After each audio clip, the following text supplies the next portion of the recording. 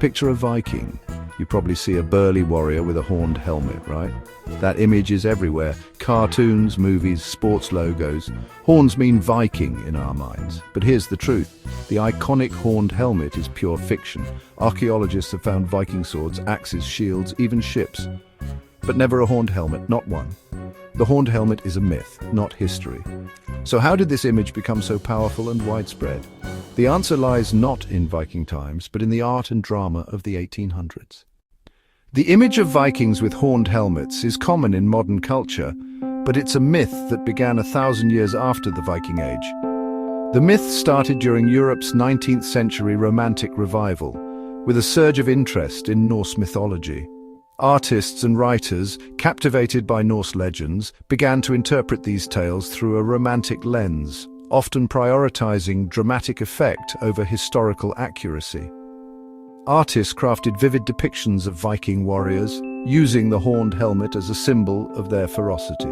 Swedish artist Gustav Malmström played a key role in popularizing this image in the 1820s. Malmström's illustrations frequently depicted Vikings with horned helmets, a striking visual element that captured the public's imagination, though not based on historical evidence. The inclusion of horned helmets was purely artistic flair, a fictional depiction that resonated with the romantic sensibilities of the time. His images spread through popular culture, solidifying the myth of the horned Viking. In the 1870s, Richard Wagner's opera, The Ring of the Nibelung, premiered, bringing Norse mythology to a wider audience. The opera featured stage costumes with horned helmets designed by Carl Emil Doppler. The opera's spectacle made the horned helmet unforgettable, associating it with the Viking image. Soon, books, plays, and early silent films copied it, further disseminating the image. The horned helmet became a recognizable symbol for Vikings in plays and films. The myth snowballed, becoming difficult to dislodge from the collective consciousness. Each new depiction reinforced the last, cementing the horned helmet as an essential element of the Viking stereotype. The horned helmet was born in the imagination of artists and the drama of opera, where spectacle often trumps historical accuracy. Fact was replaced by a powerful dramatic fiction, shaping our understanding of the past. What did real Vikings wear in battle? Forget horned helmets. Their helmets were practical iron spangenhelms, built for maximum protection. Some included nose guards. The Jörmundbo helmet is a prime example. These helmets were rare and expensive, likely worn by chieftains. Most Vikings used simple leather or wool caps, or nothing at all. The image of matching iron helmets is a myth. Real Viking gear prioritized practicality. Imagine finding yourself in the midst of a fierce battle, standing shoulder to shoulder with your comrades in a formidable shield wall. Now picture that same scenario, but with large, unwieldy horns jutting from your helmet. It would be a total disaster, a chaotic mess waiting to happen. Those horns would constantly snag on the edges of your own shield, on the sharp points of enemy weapons, and even on your own comrades, hindering their movements and putting them at risk.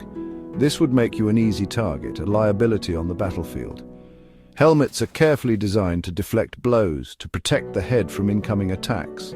Horns would simply provide enemies with something to grab onto, to use as leverage, or to strike with their own weapons.